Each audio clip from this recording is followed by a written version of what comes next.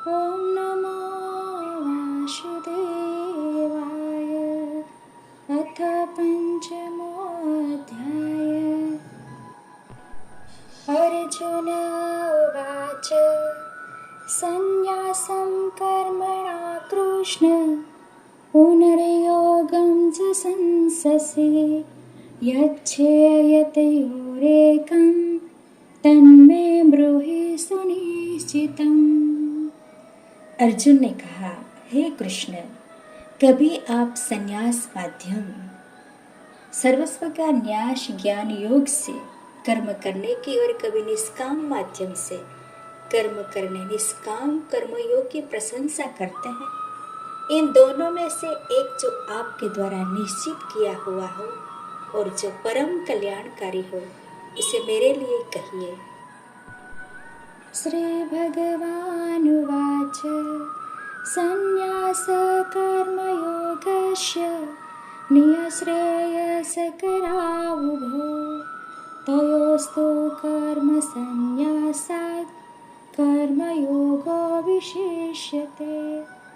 श्री भगवान ने कहा, संन्यास माध्यम से किया जाने वाला कर्म सांख्य योग और निष्काम माध्यम से किया जाने वाला कर्म कर्मयोग, ये दोनों ही परम श्रेय को दिलाने वाला है, परंतु सांख्य योग की अपेक्षा निष्काम कर्मयोग श्रेष्ठ है। ज्ञेयः स नित्यसंन्यासी यो न द्वेष्टि न काङ्क्षति निर्द्वन्द्वो हि महाबाहो सुखं बन्धात् प्रमोच्यते। हे महाबाहो, जो मनुष्य न तो किसी से घृणा करता है और न ही किसी की इच्छा करता है, वह सदा सन्यासी ही समझने योग्य है, क्योंकि ऐसा मनुष्य राग द्वेष आदि सभी द्वंद्वों को त्याग कर सुखपूर्वक संसार बंधन से मुक्त हो जाता है। सांख्य योग पृथक बाला प्रवदन्ति न पंडिता एकं प्यास्थित सम्यक उभयोर्विन्दते फलम्। अल्प ज्ञानी मनुष्य ही सांख्य योग और निष्काम कर्म योग को अलग अलग समझते हैं, न कि पूर्ण विद्वान मनुष्य, क्योंकि दोनों में से एक में भी अच्छी प्रकार से स्थित पुरुष दोनों के फल रूप परम सिद्धि को प्राप्त होता है। यत् सांख्ये प्राप्यते स्थानं तद्योगैरपि गम्यते एकं शाक्यं च योगं च यः पश्यति स पश्यति। जो ज्ञान योगियों द्वारा प्राप्त किया जाता है, वही निष्काम कर्म योगियों को भी प्राप्त होता है।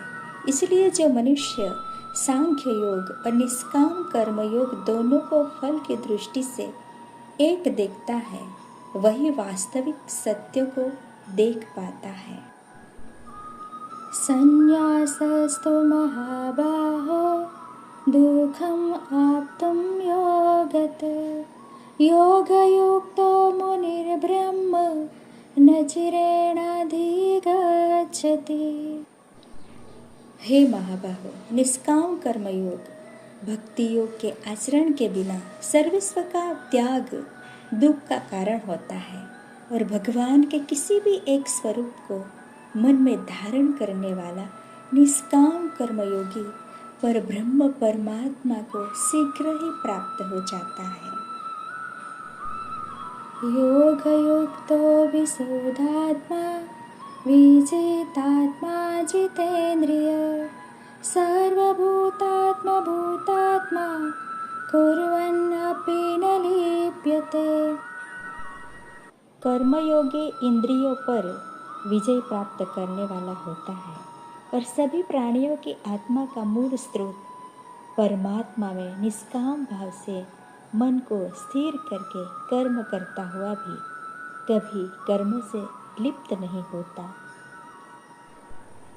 नैवं किंचित करोमीति युक्तो मन्यते तत्त्वितो पश्य च शृण्वन् स्पृश्यन् घ्राणं न गच्छन् स्वप्नस्वसन। कर्मयोगी परम तत्व परमात्मा की अनुभूति करके दिव्य चेतना में स्थित होकर देखता हुआ, सुनता हुआ, स्पर्श करता हुआ, सूंघता हुआ, भोजन करता हुआ, चलता हुआ, सोता हुआ, श्वास लेता हुआ, इस प्रकार यही सोचता है कि मैं कुछ भी नहीं करता हूँ। प्रल्पान् विसृजन् गुह्यन् उन्मेषन्नापि इन्द्रियाणि इन्द्रियार्थेषु वर्तन्त इति धारयन्। कर्मयोगी बोलता हुआ, त्यागता हुआ, ग्रहण करता हुआ तथा आँखों को खोलता और बंद करता हुआ भी यही सोचता है कि सभी इंद्रियां अपने अपने विषयों में प्रवृत्त हो रही है, इसी धारणा वाला होता है। ब्रह्मण्याधाय कर्माणि संगात् त्यक्त्वा करोति यः लिप्यते न स पापेन पद्मपत्रमिवाम्भसा। कर्मयोगी सभी कर्म फलों को परमात्मा को समर्पित करके निष्काम भाव से कर्म करता है तो उसको पाप कर्म कभी स्पर्श नहीं कर पाता है। जिस प्रकार कमल का पत्ता जल को स्पर्श नहीं कर पाता है। कायेन मनसा बुद्धया केवलैरिन्द्रियैरपि योगिनः कर्म कुर्वन्ति संज्ञात्वाक्तं शुद्धये। कर्मयोगी निष्काम भाव से शरीर, मन, बुद्धि और इंद्रियों के द्वारा केवल आत्मा की शुद्धि के लिए ही कर्म करते हैं। युक्तः कर्मफलं त्यक्त्वा शान्तिम् आप्नोति नैष्ठिकीम् अयुक्तः कामकारेण फले शक्तो निबध्यते। कर्मयोगी सभी कर्मों के फलों का त्याग करके परम शांति को प्राप्त होता है और जो योग में स्थित नहीं वह कर्म फल को भोगने की इच्छा के कारण कर्म फल में आसक्त होकर बंध जाता है।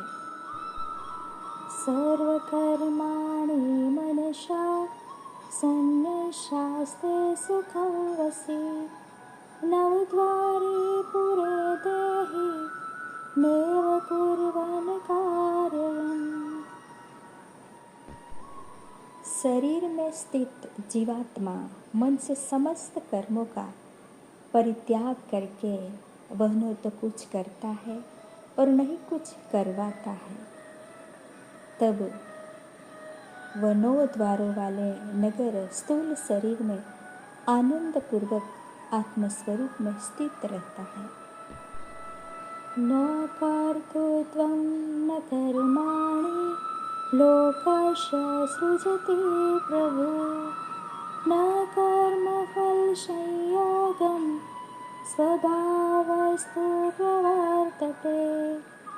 शरीर में स्थित जीवात्मा देह का कर्ता न होने के कारण इस लोक में उसके द्वारा न तो कर्म उत्पन्न होते हैं और न ही कर्म फलों से कोई संबंध रहता है, बल्कि यह सब प्रकृति के गुणों के द्वारा ही किए जाते हैं। नादत्ते कस्यचित् पापं न चैव सुकृतं विभु अज्ञानेनावृतं ज्ञानं तेन मोहन्ति जन्तवः।